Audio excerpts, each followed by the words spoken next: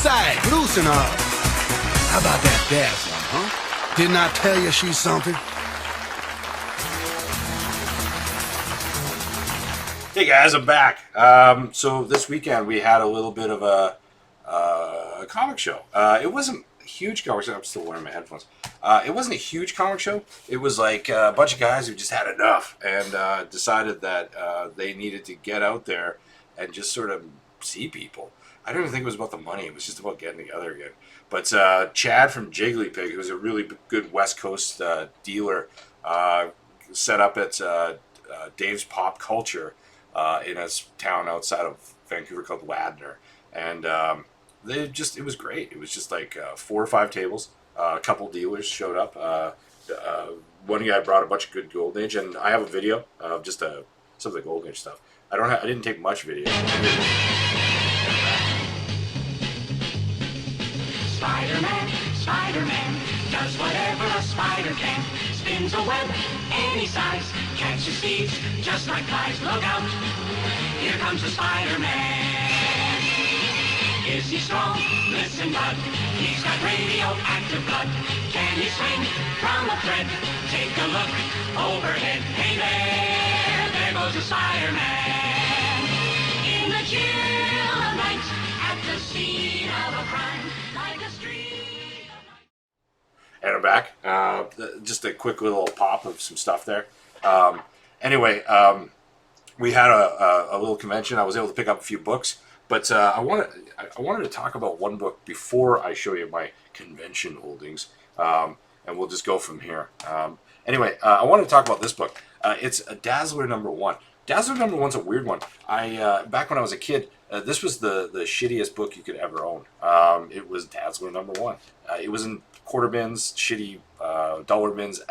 Eventually, even then, it was overpriced in my opinion. It was the first direct market Marvel comic ever, and they printed like 400,000 copies. And anyway, it's a neat book because it's got a really nice Joe Jusko cover, which I love. Oh, it isn't. It's Bob Larkin. Huh? I didn't even know that. You learn something every day. Anyway, I thought that was. Anyway, it's a really nice painted cover. In retrospect, it's actually a lovely book. And they were cheap. So I picked up a bunch when I was like a few years ago, but I was shocked to find out that this has actually been selling for like 20, 25 bucks raw in higher grades. And I'm just kind of astounded by that. So don't overlook everything. You never know. That's all I'm saying. You never know. Dazzler has some potential too because she is an X-Men, or potentially can be an X-Men. And can be upgraded for today. She is a disco queen of her era, but I think that would easily translate to something today. Anyway, I just thought I'm just going to throw it out there. Dazzler #1, maybe an overlooked gem. I don't know. I'd love to hear your thoughts. But anyway, at the con, mini con we'll call it, basically a bunch of guys getting together. I picked up a few books, which I'm pretty happy with, and I was able to snag this neat little book. It's actually, if you look at the cover, it looks like there's something on the back of it. It looks like a Century book, but it's not a Century book. It's actually a New Avengers issue 7, which is the first appearance of the Illuminati. It's a 1 in 20, I think, 1 in 10 variant cover by Neil Adams. It's a pretty cool book. Illuminati has potential. A lot of people are specking out right now. I was able to get a really good deal on this book. Quite happy with it. Yeah, so I have the other one, which is going to CGC at the moment, and I'm looking forward to seeing what we get. So I think this one needs a press. It's got a little bit of a ding here, which I'm not super stoked about, but otherwise it's a very sharp copy, and yeah, we'll see what happens. Greg at Greg and Greg Pressing in Winnipeg will be doing that pressing for me. He's lovely at it. Excuse me. Anyway, moving on. I got another one of these. I think I've mentioned this one before in the past.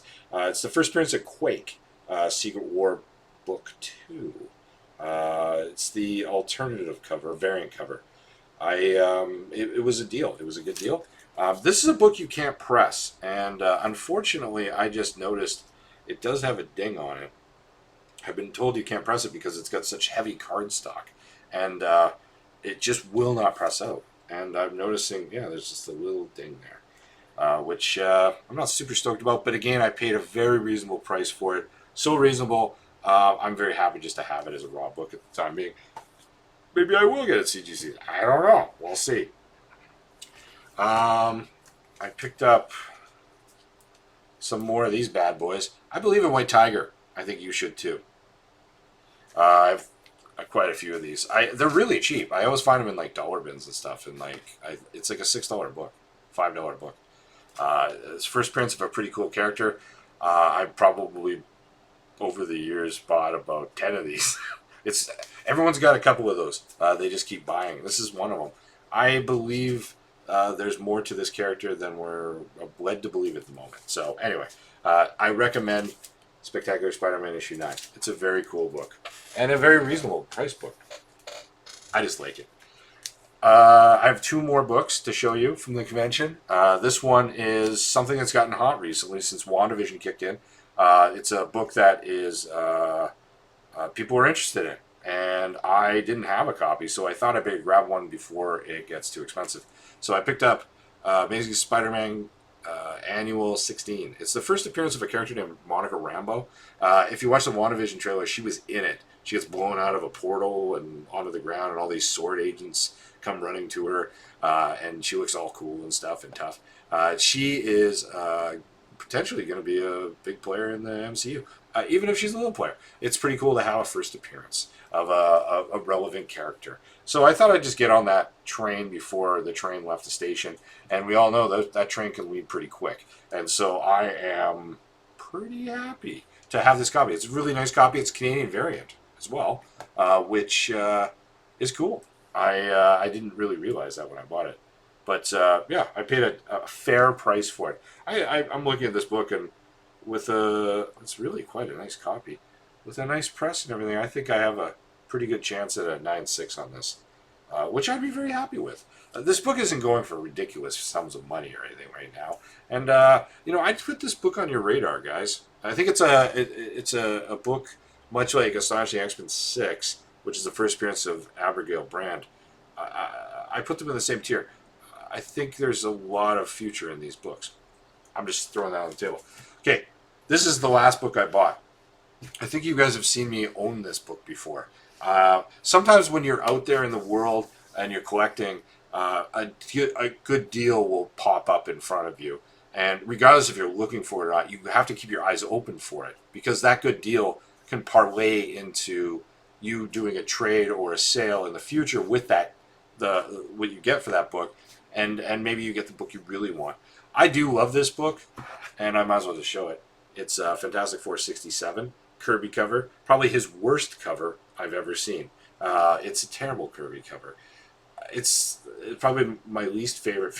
I'm really selling this book, aren't I? But the best thing is it's technically the first appearance of Warlock. In fact, this is what CGC says. Origin and first appearance of him, in parentheses, Warlock, in cameo. So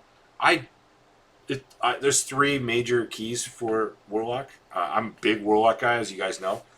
There's Thor 165, and there's Marvel Premiere number 1. I also put a 4th one in at Strange Tales 178, First Magus, which is like his alter ego. I really recommend those 4 books if you're into Warlock. This one in particular is a good one. This one's graded a 7.0. I walked by it a couple times, and then the seller basically said, make me an offer. And then I said, what are you looking at? Ballpark. We kind of haggled a bit, and we basically got to a point where I paid significantly under market for this.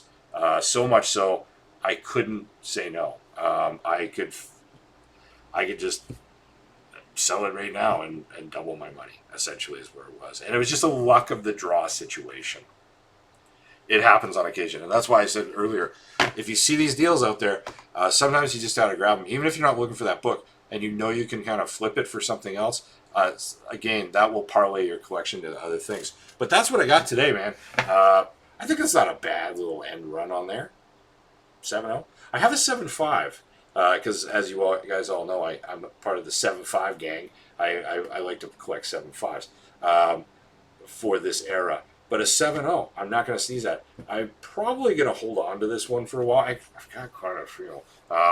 This is one of those books I've kind of hoarded, as I do, because I've got a problem. And I'm going to probably at some point sell them, but I'm going to wait until we get some MCU news on this whole thing. And I'm not in any rush. So really looking forward to that. But anyway, I really recommend that 7.0, and I really recommend this one here. I think this is a book to keep your eye on. Anyway, that's me today. I have plenty more videos coming, plenty more books. I've got some pretty cool books too coming, and I got a ton coming back from CGC. Really excited. Just sent another box off. I look forward to some unboxing videos in the next month or two. And I just look forward to talking to you guys. So if you want to talk, hit me up at IG, Instagram at Vancouver Comic Junkie, all one word, and we'll talk comics. Let's just talk. Hit me up. Talk to you later. Bye.